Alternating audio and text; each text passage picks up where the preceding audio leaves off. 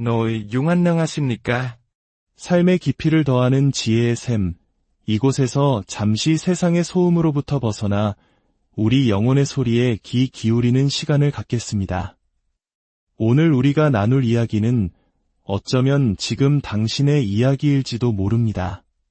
길이 보이지 않는 캄캄한 터널을 홀로 걷고 있는 것 같을 때, 간절한 기도가 허공에 흩어지는 메아리처럼 느껴질 때, 바로 그 침묵의 시간 속에서 하나님께서 한 사람을 어떻게 빚어 가시는지에 대한 이야기입니다. 이 메시지가 당신의 마음에 울림을 준다면 구독과 좋아요를 통해 다른 이들에게도 이 은혜를 전하는 통로가 되어주시길 부탁드립니다.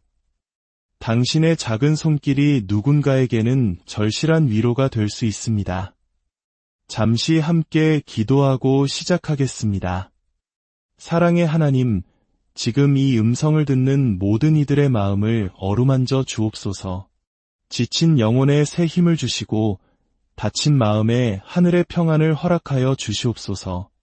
이 시간을 통해 당신의 깊고 놀라운 계획을 깨닫는 은혜를 내려주시길 우리 주 예수 그리스도의 이름으로 기도드립니다. 아멘. 첫 번째, 하나님은 우리의 관점을 바꾸십니다. 우리가 살아가는 세상은 눈에 보이는 것을 믿으라고 말합니다. 통장의 잔고, 건강검진 결과, 사람들의 평가처럼 손에 잡히고 계산 가능한 것들이 현실의 전부라고 속삭이죠. 하지만 하나님께서 한 사람을 준비시키실 때 가장 먼저 손대시는 것은 바로 이 보는 눈, 즉 관점입니다. 환경을 바꾸시기 전에 우리의 시선을 먼저 바꾸십니다.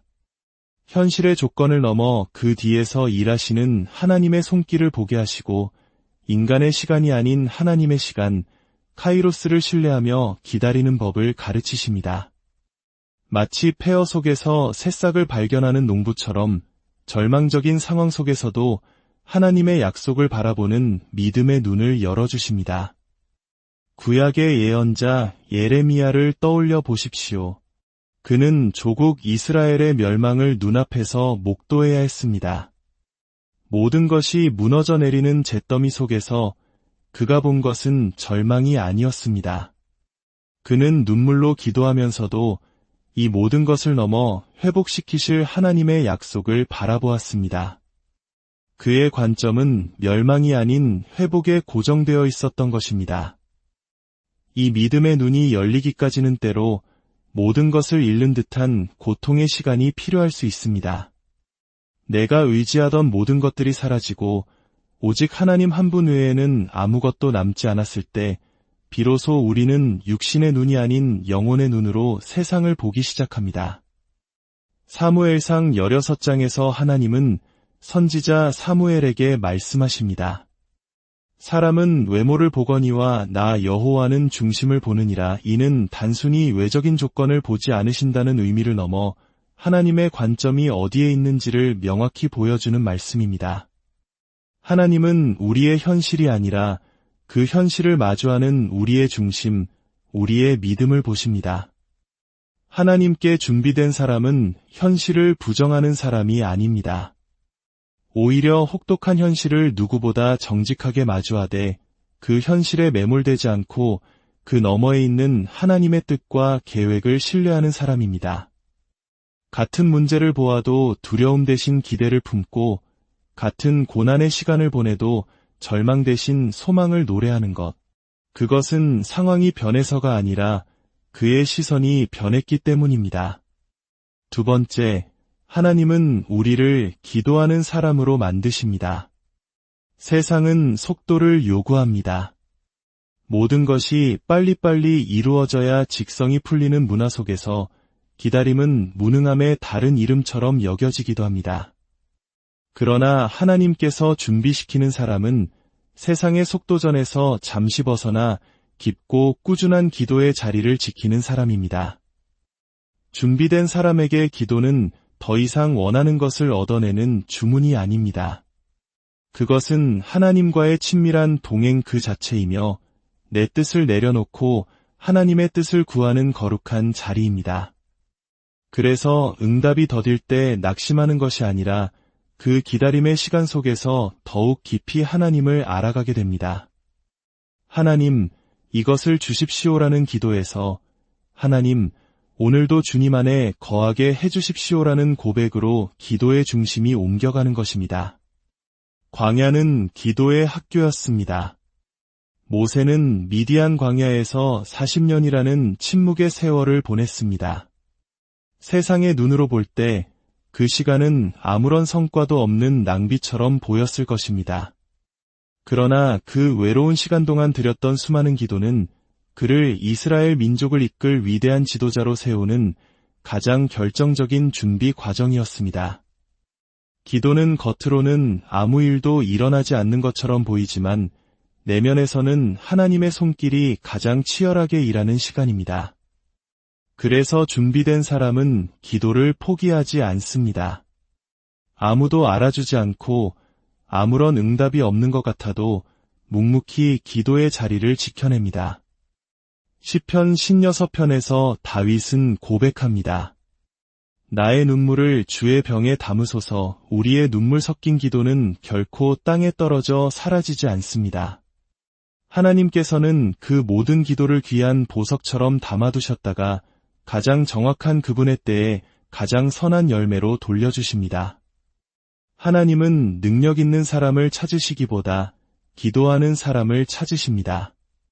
무너졌을 때 기도로 일어서고 길이 막혔을 때 기도로 기다리며 어떤 상황에서도 기도의 끈을 놓지 않는 한 사람. 그 사람을 통해 하나님은 당신의 위대한 이야기를 써 내려가십니다. 세 번째, 하나님은 우리의 말을 다듬으십니다. 말은 그 사람의 인격과 믿음의 그릇입니다. 하나님께서 한 사람을 귀하게 쓰시고자 할 때 반드시 그의 입술을 먼저 정결하게 하십니다. 준비되는 과정에 있는 사람은 말의 무게를 알기에 함부로 말하지 않습니다. 침묵의 가치를 배우고 말하기 전에 기도하며 듣는 것에 더욱 힘씁니다. 한국 속담에 말 한마디로 천냥 빚을 갚는다는 말이 있듯이 말에는 사람을 살리기도 하고 죽이기도 하는 놀라운 힘이 담겨 있습니다. 잠언 18장 21절은 죽고 사는 것이 혀의 힘에 달렸나니 라고 말씀합니다. 하나님께 준비된 사람은 이 사실을 알기에 자신의 혀를 생명을 살리고 소망을 심으며 용서와 사랑을 전하는 도구로 사용하고자 했습니다. 이사야 선지자가 소명을 받기 전 하나님의 거룩하심 앞에 섰을 때 가장 먼저 고백했던 것이 무엇인지 아십니까? 화로다 나여 망하게 되었도다. 나는 입술이 부정한 사람이요. 그는 자신의 죄악된 입술을 가장 먼저 문제 삼았습니다. 그러자 천사가 숯불로 그의 입술을 정결하게 합니다. 이는 하나님께서 사람을 쓰시기 위해 그의 말이 얼마나 중요한지를 상징적으로 보여주는 장면입니다. 준비된 사람은 사람을 쉽게 판단하거나 정죄하지 않습니다. 비난의 말 대신 중보의 기도를 선택합니다. 그의 말은 요란하지 않지만 깊이가 있고 화려하지 않지만 진실에 힘이 있습니다. 사람들은 그의 말을 통해 위로를 얻고 하나님의 임재를 느끼게 됩니다. 무엇보다 준비된 사람의 말은 늘 기도와 연결되어 있습니다. 기도 없이 쏟아내는 마른 사람의 마음을 흔들고 공동체를 무너뜨리지만 깊은 기도 위에 세워진 마른 영혼을 하나님께로 인도하는 다리가 됩니다. 때로는 십자가 앞에서 침묵하셨던 예수님처럼 길게 말하지 않는 것이 가장 강력한 메시지가 될 수 있음을 아는 지혜, 그것이 바로 준비된 사람의 언어입니다. 네 번째, 하나님은 우리의 관계를 새롭게 하십니다. 신앙의 성숙도는 우리가 맺는 관계 속에서 가장 정직하게 드러납니다. 하나님께서는 우리를 준비시키실 때 반드시 관계의 훈련을 허락하십니다. 때로는 우리를 연단하기 위해 불편하고 어려운 사람을 곁에 두시기도 하고 우리의 믿음을 보호하기 위해 어떤 관계는 끊어내기도 하십니다. 준비된 사람은 더 이상 감정이나 유익에 따라 관계를 맺지 않습니다. 하나님께서 왜 이 사람을 내 곁에 두셨을까? 를 먼저 묻습니다. 어려운 관계 속에서 겸손과 인내를 배우고 용서를 통해 하나님의 마음을 더 깊이 알아갑니다. 모든 관계가 하나님의 섭리 안에 있음을 인정하기에 사람 때문에 쉽게 흔들리거나 상처 속에 머무르지 않습니다. 형들에게 팔려 애굽의 노예가 되었던 요셉을 보십시오. 그는 인간적으로는 깊은 배신감과 한에 사로잡힐 수밖에 없는 고통스러운 관계의 피해자였습니다.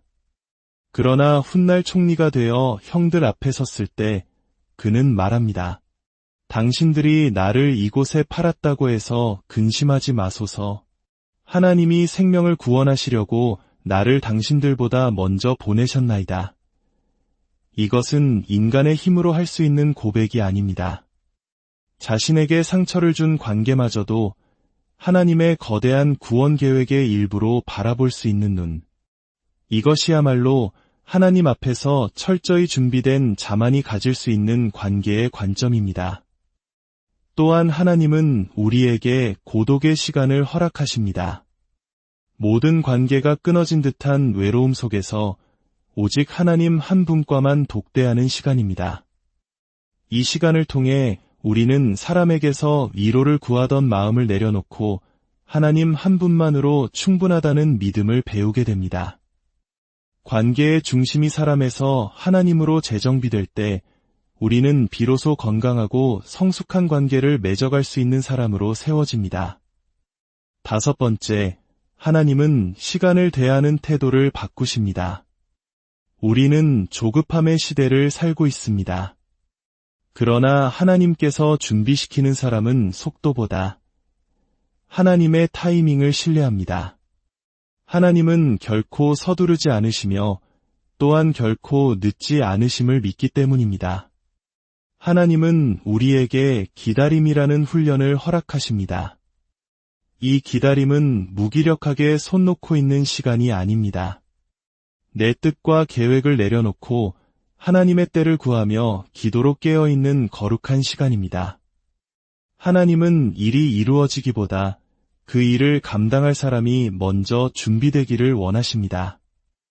일이 아니라 사람을 통해 일하시기 때문입니다. 다윗은 어린 시절 사무엘을 통해 왕으로 기름 부음을 받았지만 실제로 왕좌에 오르기까지는 10수년의 세월을 광야에서 쫓기며 보내야 했습니다. 그 고통스러운 기다림의 시간 동안 하나님은 그의 인격과 믿음을 이스라엘의 왕이 되기에 합당한 그릇으로 빚어가셨습니다. 다윗은 시편에서 고백합니다. 너는 여호와를 기다릴지어다. 강하고 담대하며 여호와를 기다릴지어다. 그는 환경의 변화가 아니라 하나님 자신을 기다렸던 것입니다. 베드로후서 3장 8절은 주께는 하루가 1000년 같고 1000년이 하루 같다고 말씀합니다. 우리의 시간 개념과 하나님의 시간 개념은 다릅니다. 준비된 사람은 이 차이를 인정하고 조급함 대신 신뢰를 선택합니다. 아직 기회가 오지 않았다고 해서 뒤처진 것이 아닙니다. 아직 열매가 보이지 않는다고 해서 실패한 것이 아닙니다. 준비된 사람은 지금 이 순간이 하나님께서 허락하신 가장 소중한 준비의 시간임을 믿기에 아무도 보지 않는 곳에서 오늘 하루를 신실하게 살아냅니다. 서두르지 않지만 게으르지 않고 하나님의 지금이다 하시는 음성에 즉각 순종할 수 있도록 늘 깨어있는 사람, 그 사람이 바로 시간을 다스리는 지혜로운 사람입니다. 6번째, 하나님은 우리의 감정을 훈련시키십니다. 아무리 뛰어난 재능을 가졌더라도 감정이 무너지면 모든 것이 흔들립니다. 그래서 하나님은 우리의 재능보다 감정을 먼저 다듬으십니다. 하나님은 감정을 억누르라고 말씀하지 않으십니다. 오히려 모든 감정을 주님 앞에 정직하게 쏟아놓되 그 감정의 노예가 되지 않도록 훈련시키십니다. 외로움, 분노, 억울함, 불안함, 이러한 감정의 경랑이 몰아칠 때 준비된 사람은 그 파도에 휩쓸려 떠내려가는 대신 믿음이라는 돛을 달고 그 파도를 넘어 항해하는 법을 배웁니다. 외로울 때 하나님을 더 깊이 찾고 분노가 치밀 때 침묵으로 기도하며 억울함이 터질 때 하나님의 공의를 신뢰하며 기다립니다. 겟세마네 동산에서의 예수님을 기억하십시오. 그는 십자가를 앞두고 심한 통곡과 눈물로 기도하셨습니다. 그러나 그 감정에 매몰되지 않으시고 나의 원대로 마시옵고 아버지의 원대로 하옵소서라며 자신의 감정을 하나님의 뜻 앞에 굴복시키셨습니다. 우리의 감정 훈련도 이와 같습니다. 감정을 기도로 승화시키고 분노를 용서로 낙심을 소망으로 전환하는 꾸준한 영적 싸움 속에서 우리의 내면은 단단해지고 깊어집니다. 시편 42편에서 다윗은 낙심한 자신의 영혼을 향해 스스로 선포합니다. 내 영혼아 내가 어찌하여 낙심하며 어찌하여 내 속에서 불안해하는가. 너는 하나님께 소망을 두라. 감정에 지배당하지 않고 오히려 믿음으로 감정을 다스리며 하나님을 바라보는 것. 이것이 바로 준비된 사람의 영적 성숙함입니다. 7번째, 하나님은 자기 자신을 대하는 태도를 바로잡으십니다. 세상은 끊임없이 우리에게 자신을 증명하라고 요구합니다. 그러나 하나님께 준비된 사람은 세상의 평가 앞에서 자유로워집니다. 자신을 과대평가하여 교만해지지도 않고 과소평가하여 무력감에 빠지지도 않습니다. 오직 하나님 앞에서 자신이 누구인지를 정직하게 아는 사람입니다. 모세는 40년의 광야 생활을 통해 과거 왕자로서 가졌던 자신감을 모두 잃었습니다.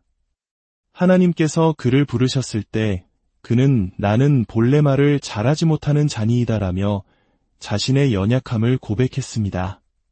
바로 그 순간 하나님은 누가 사람의 입을 지었느냐 나 여호와가 아니냐라고 말씀하시며 그의 능력이 아닌 하나님의 능력으로 일하실 것을 보여주셨습니다. 하나님은 우리의 약함을 통해 가장 강하게 역사하십니다. 사도 바울의 고백처럼 내 능력이 약한 데서 온전하여짐이라는 역설적인 진리를 깨달은 사람, 자신의 부족함을 감추는 대신 하나님의 은혜를 구하는 겸손한 사람을 하나님은 찾으십니다. 준비된 사람은 실패했어도 자신을 버림받은 존재로 여기지 않고 아직 쓰임받지 않아도 무가치한 인생이라 여기지 않습니다. 이사야 43장의 말씀, 내가 너를 지명하여 불렀나니 너는 내 것이라는 하나님의 음성이 그의 존재의 근간이 되기 때문입니다. 그는 늘 말씀 앞에서 자신을 비추어 보며 자신의 성공이 아닌 하나님의 영광을 구하는 삶을 살아갑니다. 8번째, 하나님은 반드시 연단의 시간을 허락하십니다. 하나님께서 귀하게 쓰기로 작정한 사람에게는 반드시 연단의 시즌이 찾아옵니다. 용광로가 불순물을 걸러내고 순금을 만들듯 하나님은 연단이라는 시간을 통해 우리의 내면 깊숙한 곳에 숨겨진 불순물들을 제거하십니다. 연단은 고통스럽습니다. 때로는 안정된 직장을 잃거나 사랑하는 사람과 멀어지거나 건강을 잃는 모습으로 찾아올 수 있습니다. 내가 붙들고 있던 모든 것이 무너져 내리는 경험 속에서 우리는 비로소 하나님 한 분만을 붙들게 됩니다. 유로운 사람이었던 욥은 하루아침에 모든 것을 잃었습니다. 그 혹독한 연단의 끝에서 그는 이렇게 고백합니다. 내가 주께 대하여 귀로 듣기만 하였사오나 이제는 눈으로 주를 배움나이다. 연단은 지식으로만 알던 하나님을 삶으로 직접 경험하게 하는 통로입니다. 이 연단의 시기를 통과한 사람은 누구도 흔들 수 없는 단단한 중심을 갖게 됩니다.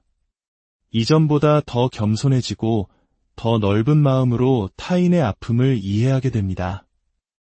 연단은 우리를 부드러우면서도 강한 사람으로 빚어냅니다. 하나님은 그 무너짐의 자리에서 비로소 새로운 건축을 시작하십니다. 그리고 마지막 9번째, 하나님은 사명을 회복시키십니다. 이 모든 준비 과정의 마지막 단계는 바로 사명의 회복입니다. 길고 어두운 연단의 터널을 지나온 사람에게 하나님은 그만이 감당할 수 있는 거룩한 소명을 맡기십니다. 회복된 사명은 더 이상 나의 영광을 위한 일이 아닙니다. 그것은 하나님의 영광을 위해 내 삶 전체를 드리는 거룩한 부르심입니다. 그는 더 이상 남과 비교하거나 경쟁하지 않고 하나님께서 자신에게 맡겨주신 자리에서 묵묵히 기쁨으로 충성합니다. 그것이 가정을 돌보는 어머니의 자리이든 직장에서 정직하게 일하는 직장인의 자리이든 세상 속에서 믿음의 빛을 밝히는 작은 등불의 역할이든 모든 자리가 사명의 자리임을 깨닫게 됩니다. 부활하신 예수님께서 베드로에게 내가 나를 사랑하느냐 3번 물으시고 내 양을 먹이라고 하셨던 것처럼 사명은 능력 이전의 사랑으로 감당하는 것입니다.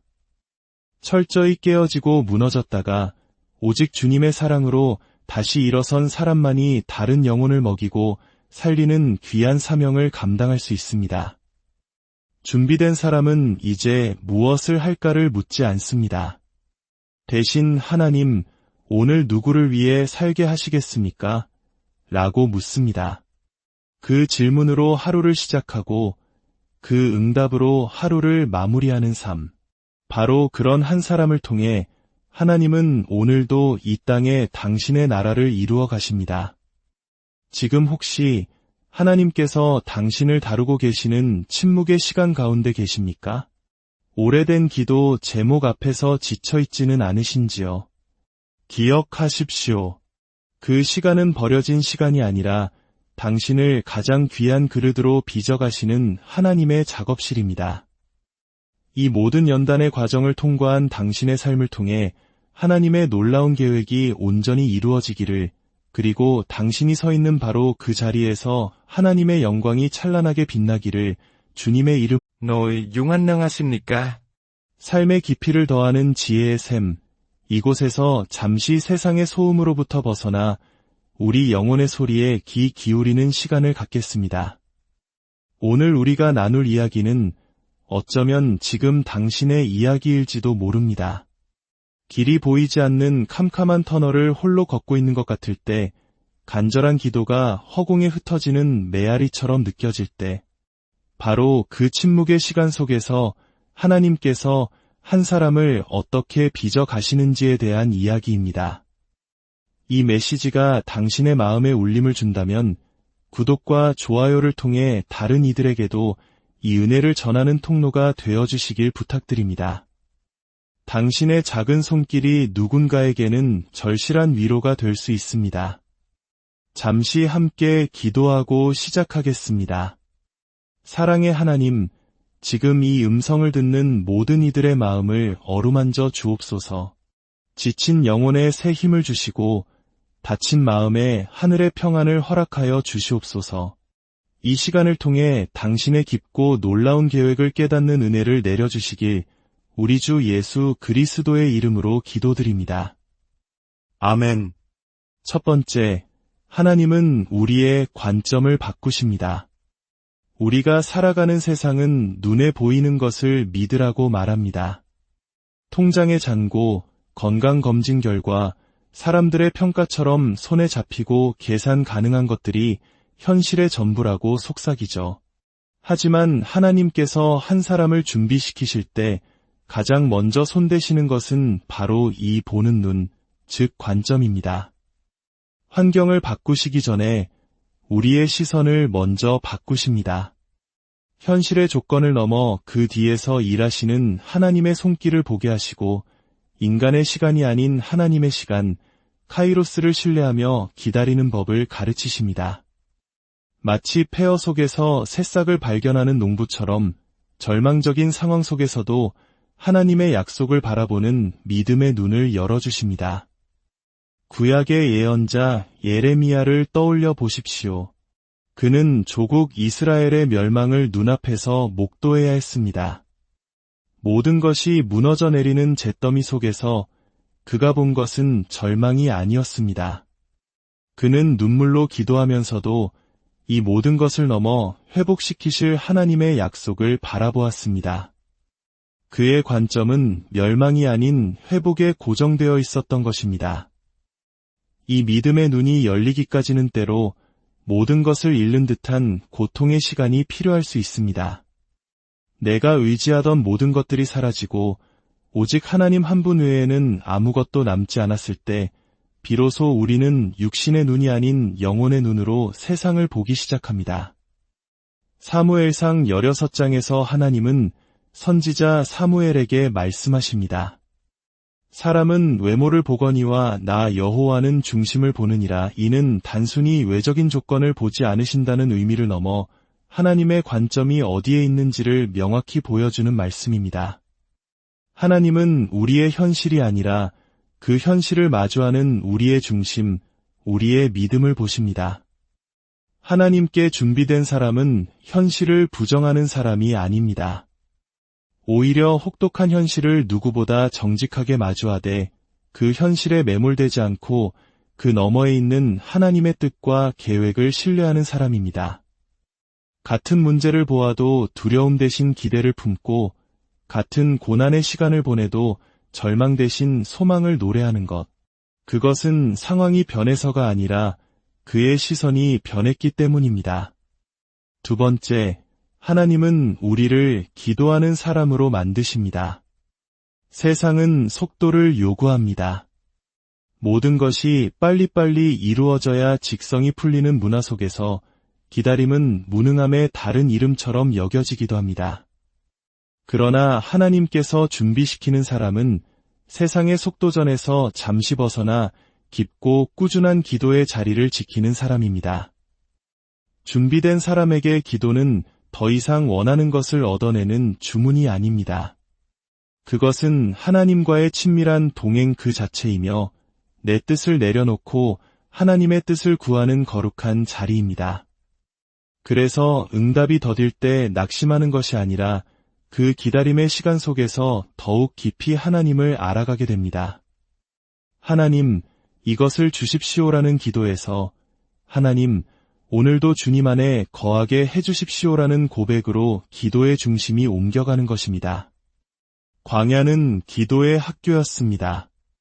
모세는 미디안 광야에서 40년이라는 침묵의 세월을 보냈습니다. 세상의 눈으로 볼 때 그 시간은 아무런 성과도 없는 낭비처럼 보였을 것입니다.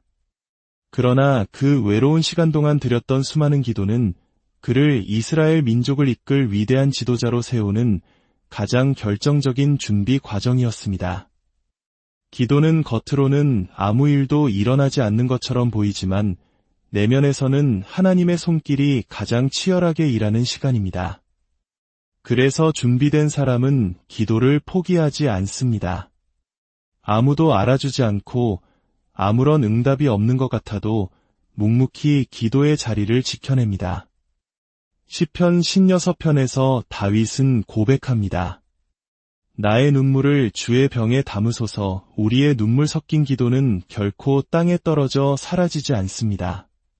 하나님께서는 그 모든 기도를 귀한 보석처럼 담아두셨다가 가장 정확한 그분의 때에 가장 선한 열매로 돌려주십니다.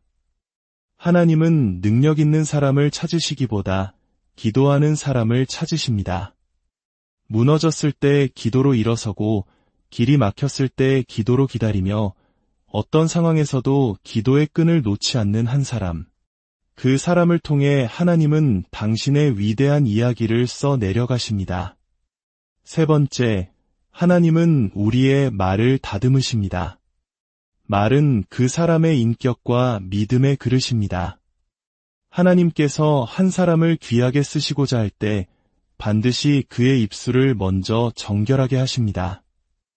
준비되는 과정에 있는 사람은 말의 무게를 알기에 함부로 말하지 않습니다.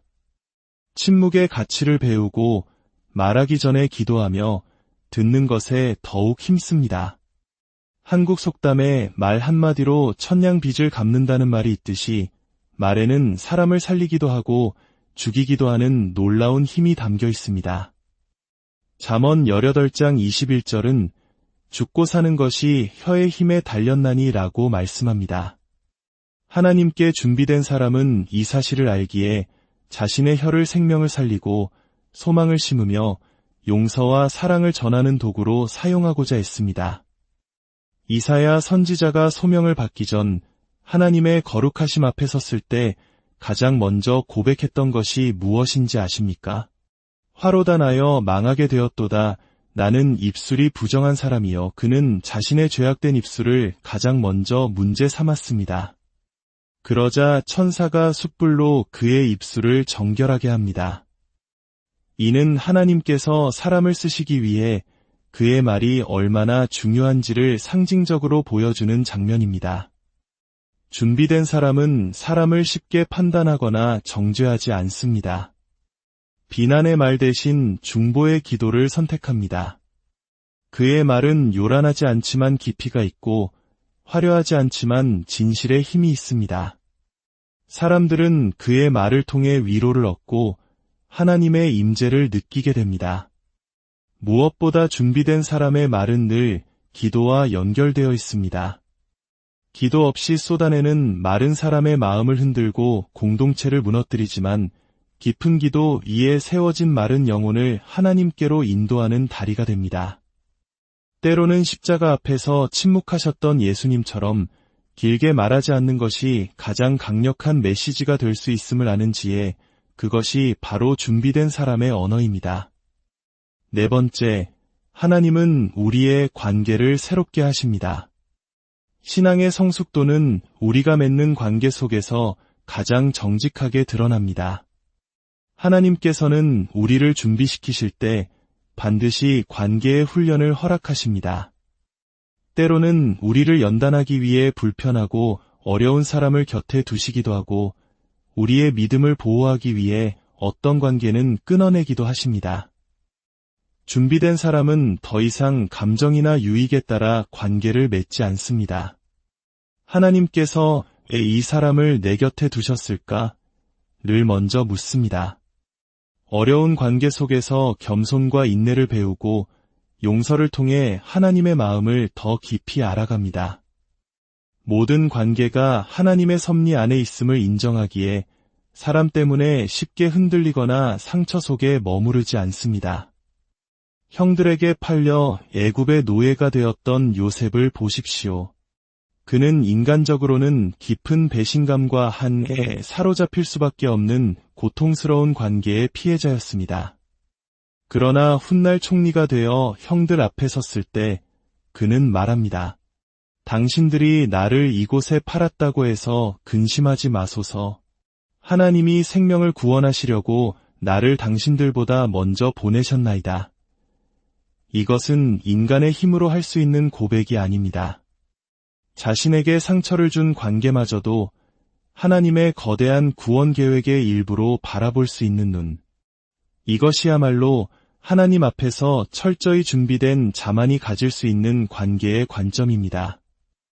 또한 하나님은 우리에게 고독의 시간을 허락하십니다.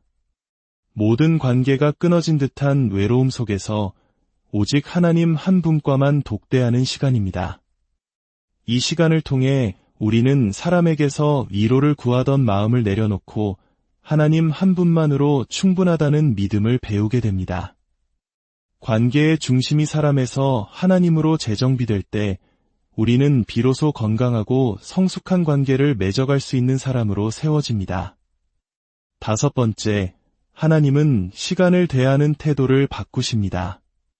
우리는 조급함의 시대를 살고 있습니다. 그러나 하나님께서 준비시키는 사람은 속도보다 하나님의 타이밍을 신뢰합니다. 하나님은 결코 서두르지 않으시며 또한 결코 늦지 않으심을 믿기 때문입니다. 하나님은 우리에게 기다림이라는 훈련을 허락하십니다. 이 기다림은 무기력하게 손 놓고 있는 시간이 아닙니다. 내 뜻과 계획을 내려놓고 하나님의 때를 구하며 기도로 깨어있는 거룩한 시간입니다.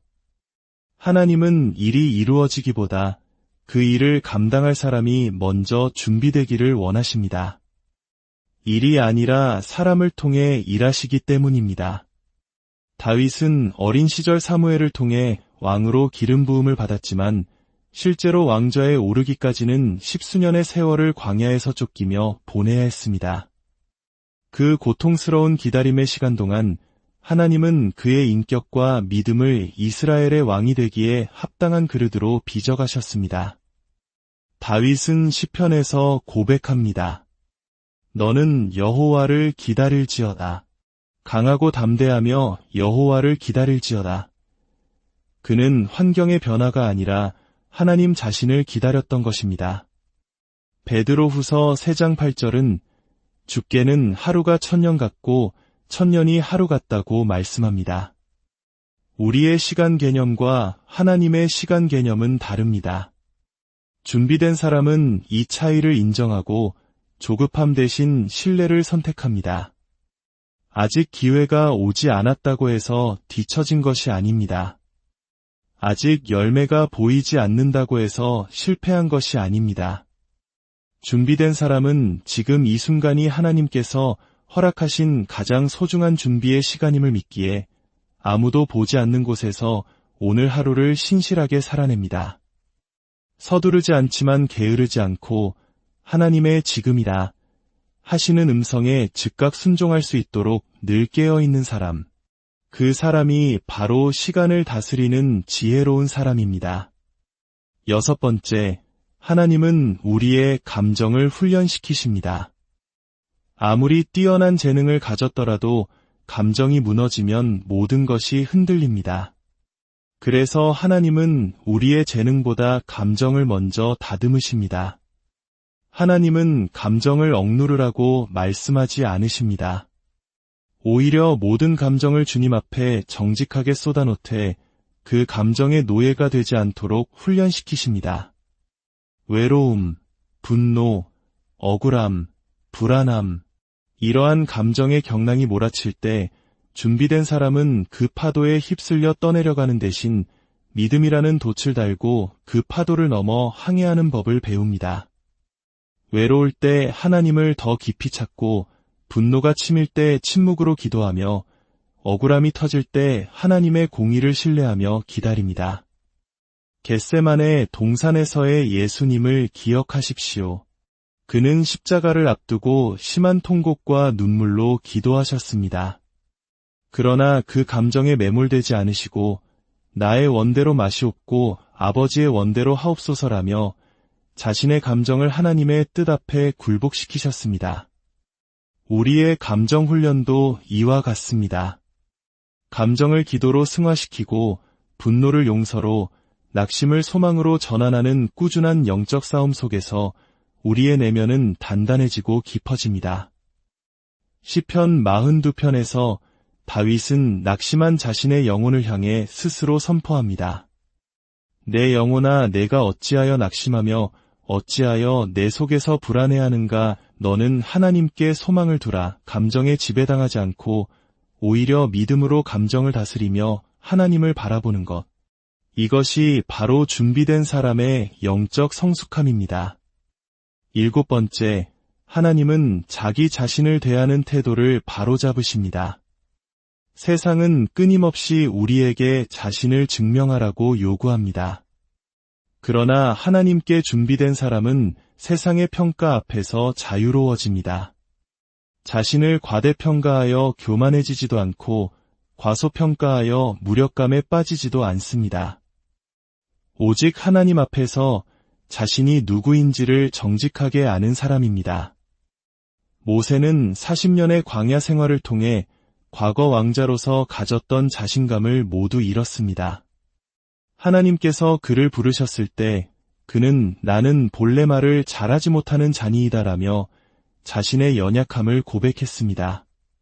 바로 그 순간 하나님은 누가 사람의 입을 지었느냐 나 여호와가 아니냐라고 말씀하시며 그의 능력이 아닌 하나님의 능력으로 일하실 것을 보여주셨습니다. 하나님은 우리의 약함을 통해 가장 강하게 역사하십니다. 사도 바울의 고백처럼 내 능력이 약한 데서 온전하여짐이라는 역설적인 진리를 깨달은 사람, 자신의 부족함을 감추는 대신 하나님의 은혜를 구하는 겸손한 사람을 하나님은 찾으십니다. 준비된 사람은 실패했어도 자신을 버림받은 존재로 여기지 않고 아직 쓰임받지 않아도 무가치한 인생이라 여기지 않습니다. 이사야 43장의 말씀, 내가 너를 지명하여 불렀나니 너는 내 것이라는 하나님의 음성이 그의 존재의 근간이 되기 때문입니다. 그는 늘 말씀 앞에서 자신을 비추어 보며 자신의 성공이 아닌 하나님의 영광을 구하는 삶을 살아갑니다. 8번째, 하나님은 반드시 연단의 시간을 허락하십니다. 하나님께서 귀하게 쓰기로 작정한 사람에게는 반드시 연단의 시즌이 찾아옵니다. 용광로가 불순물을 걸러내고 순금을 만들듯 하나님은 연단이라는 시간을 통해 우리의 내면 깊숙한 곳에 숨겨진 불순물들을 제거하십니다. 연단은 고통스럽습니다. 때로는 안정된 직장을 잃거나 사랑하는 사람과 멀어지거나 건강을 잃는 모습으로 찾아올 수 있습니다. 내가 붙들고 있던 모든 것이 무너져 내리는 경험 속에서 우리는 비로소 하나님 한 분만을 붙들게 됩니다. 유로운 사람이었던 욥은 하루아침에 모든 것을 잃었습니다. 그 혹독한 연단의 끝에서 그는 이렇게 고백합니다. 내가 주께 대하여 귀로 듣기만 하였사오나 이제는 눈으로 주를 배움나이다. 연단은 지식으로만 알던 하나님을 삶으로 직접 경험하게 하는 통로입니다. 이 연단의 시기를 통과한 사람은 누구도 흔들 수 없는 단단한 중심을 갖게 됩니다. 이전보다 더 겸손해지고 더 넓은 마음으로 타인의 아픔을 이해하게 됩니다. 연단은 우리를 부드러우면서도 강한 사람으로 빚어냅니다. 하나님은 그 무너짐의 자리에서 비로소 새로운 건축을 시작하십니다. 그리고 마지막 9번째, 하나님은 사명을 회복시키십니다. 이 모든 준비 과정의 마지막 단계는 바로 사명의 회복입니다. 길고 어두운 연단의 터널을 지나온 사람에게 하나님은 그만이 감당할 수 있는 거룩한 소명을 맡기십니다. 회복된 사명은 더 이상 나의 영광을 위한 일이 아닙니다. 그것은 하나님의 영광을 위해 내 삶 전체를 드리는 거룩한 부르심입니다. 그는 더 이상 남과 비교하거나 경쟁하지 않고 하나님께서 자신에게 맡겨주신 자리에서 묵묵히 기쁨으로 충성합니다. 그것이 가정을 돌보는 어머니의 자리이든 직장에서 정직하게 일하는 직장인의 자리이든 세상 속에서 믿음의 빛을 밝히는 작은 등불의 역할이든 모든 자리가 사명의 자리임을 깨닫게 됩니다. 부활하신 예수님께서 베드로에게 내가 나를 사랑하느냐 3번 물으시고 내 양을 먹이라고 하셨던 것처럼 사명은 능력 이전의 사랑으로 감당하는 것입니다.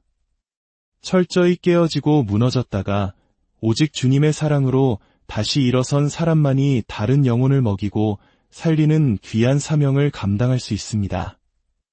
준비된 사람은 이제 무엇을 할까를 묻지 않습니다. 대신 하나님, 오늘 누구를 위해 살게 하시겠습니까? 라고 묻습니다. 그 질문으로 하루를 시작하고 그 응답으로 하루를 마무리하는 삶. 바로 그런 한 사람을 통해 하나님은 오늘도 이 땅에 당신의 나라를 이루어 가십니다. 지금 혹시 하나님께서 당신을 다루고 계시는 침묵의 시간 가운데 계십니까? 오래된 기도 제목 앞에서 지쳐있지는 않으신지요? 기억하십시오. 그 시간은 버려진 시간이 아니라 당신을 가장 귀한 그릇으로 빚어가시는 하나님의 작업실입니다. 이 모든 연단의 과정을 통과한 당신의 삶을 통해 하나님의 놀라운 계획이 온전히 이루어지기를, 그리고 당신이 서 있는 바로 그 자리에서 하나님의 영광이 찬란하게 빛나기를 주님의 이름 노이 융안녕하십니까? 삶의 깊이를 더하는 지혜의 샘, 이곳에서 잠시 세상의 소음으로부터 벗어나 우리 영혼의 소리에 귀 기울이는 시간을 갖겠습니다. 오늘 우리가 나눌 이야기는 어쩌면 지금 당신의 이야기일지도 모릅니다. 길이 보이지 않는 캄캄한 터널을 홀로 걷고 있는 것 같을 때, 간절한 기도가 허공에 흩어지는 메아리처럼 느껴질 때, 바로 그 침묵의 시간 속에서 하나님께서 한 사람을 어떻게 빚어 가시는지에 대한 이야기입니다. 이 메시지가 당신의 마음에 울림을 준다면 구독과 좋아요를 통해 다른 이들에게도 이 은혜를 전하는 통로가 되어주시길 부탁드립니다. 당신의 작은 손길이 누군가에게는 절실한 위로가 될 수 있습니다. 잠시 함께 기도하고 시작하겠습니다. 사랑의 하나님, 지금 이 음성을 듣는 모든 이들의 마음을 어루만져 주옵소서. 지친 영혼에 새 힘을 주시고 다친 마음에 하늘의 평안을 허락하여 주시옵소서. 이 시간을 통해 당신의 깊고 놀라운 계획을 깨닫는 은혜를 내려주시길 우리 주 예수 그리스도의 이름으로 기도드립니다. 아멘. 첫 번째, 하나님은 우리의 관점을 바꾸십니다. 우리가 살아가는 세상은 눈에 보이는 것을 믿으라고 말합니다. 통장의 잔고, 건강검진 결과, 사람들의 평가처럼 손에 잡히고 계산 가능한 것들이 현실의 전부라고 속삭이죠. 하지만 하나님께서 한 사람을 준비시키실 때 가장 먼저 손대시는 것은 바로 이 보는 눈, 즉 관점입니다. 환경을 바꾸시기 전에 우리의 시선을 먼저 바꾸십니다. 현실의 조건을 넘어 그 뒤에서 일하시는 하나님의 손길을 보게 하시고 인간의 시간이 아닌 하나님의 시간, 카이로스를 신뢰하며 기다리는 법을 가르치십니다. 마치 폐허 속에서 새싹을 발견하는 농부처럼 절망적인 상황 속에서도 하나님의 약속을 바라보는 믿음의 눈을 열어주십니다. 구약의 예언자 예레미야를 떠올려 보십시오. 그는 조국 이스라엘의 멸망을 눈앞에서 목도해야 했습니다.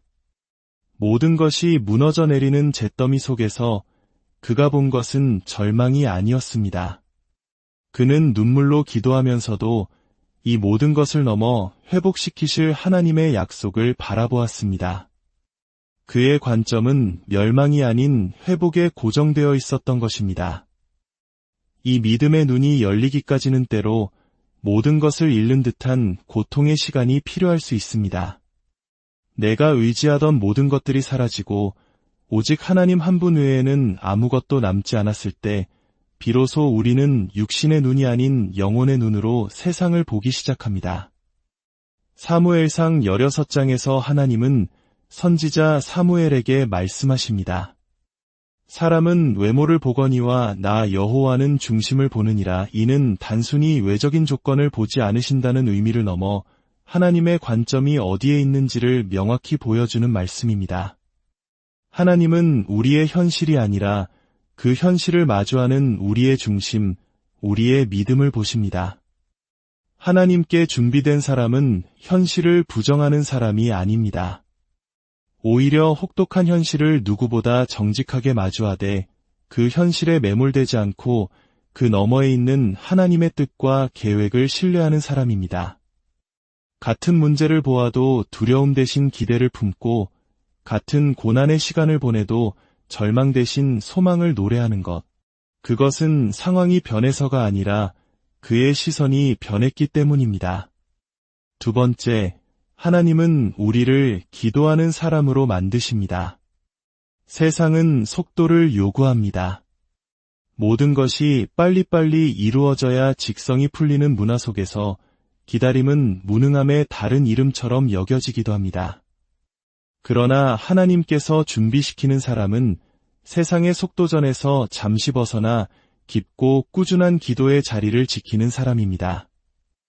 준비된 사람에게 기도는 더 이상 원하는 것을 얻어내는 주문이 아닙니다. 그것은 하나님과의 친밀한 동행 그 자체이며 내 뜻을 내려놓고 하나님의 뜻을 구하는 거룩한 자리입니다. 그래서 응답이 더딜 때 낙심하는 것이 아니라 그 기다림의 시간 속에서 더욱 깊이 하나님을 알아가게 됩니다. 하나님, 이것을 주십시오라는 기도에서 하나님, 오늘도 주님 안에 거하게 해주십시오라는 고백으로 기도의 중심이 옮겨가는 것입니다. 광야는 기도의 학교였습니다. 모세는 미디안 광야에서 40년이라는 침묵의 세월을 보냈습니다. 세상의 눈으로 볼 때 그 시간은 아무런 성과도 없는 낭비처럼 보였을 것입니다. 그러나 그 외로운 시간 동안 드렸던 수많은 기도는 그를 이스라엘 민족을 이끌 위대한 지도자로 세우는 가장 결정적인 준비 과정이었습니다. 기도는 겉으로는 아무 일도 일어나지 않는 것처럼 보이지만 내면에서는 하나님의 손길이 가장 치열하게 일하는 시간입니다. 그래서 준비된 사람은 기도를 포기하지 않습니다. 아무도 알아주지 않고 아무런 응답이 없는 것 같아도 묵묵히 기도의 자리를 지켜냅니다. 시편 16편에서 다윗은 고백합니다. 나의 눈물을 주의 병에 담으소서. 우리의 눈물 섞인 기도는 결코 땅에 떨어져 사라지지 않습니다. 하나님께서는 그 모든 기도를 귀한 보석처럼 담아두셨다가 가장 정확한 그분의 때에 가장 선한 열매로 돌려주십니다. 하나님은 능력 있는 사람을 찾으시기보다 기도하는 사람을 찾으십니다. 무너졌을 때 기도로 일어서고 길이 막혔을 때 기도로 기다리며 어떤 상황에서도 기도의 끈을 놓지 않는 한 사람. 그 사람을 통해 하나님은 당신의 위대한 이야기를 써 내려가십니다. 세 번째, 하나님은 우리의 말을 다듬으십니다. 말은 그 사람의 인격과 믿음의 그릇입니다. 하나님께서 한 사람을 귀하게 쓰시고자 할 때 반드시 그의 입술을 먼저 정결하게 하십니다. 준비되는 과정에 있는 사람은 말의 무게를 알기에 함부로 말하지 않습니다. 침묵의 가치를 배우고 말하기 전에 기도하며 듣는 것에 더욱 힘씁니다. 한국 속담에 말 한마디로 천냥 빚을 갚는다는 말이 있듯이 말에는 사람을 살리기도 하고 죽이기도 하는 놀라운 힘이 담겨 있습니다. 잠언 18장 21절은 죽고 사는 것이 혀의 힘에 달렸나니 라고 말씀합니다. 하나님께 준비된 사람은 이 사실을 알기에 자신의 혀를 생명을 살리고 소망을 심으며 용서와 사랑을 전하는 도구로 사용하고자 했습니다.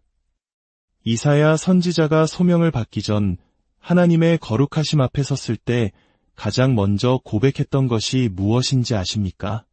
화로다 나여 망하게 되었도다. 나는 입술이 부정한 사람이여. 그는 자신의 죄악된 입술을 가장 먼저 문제 삼았습니다.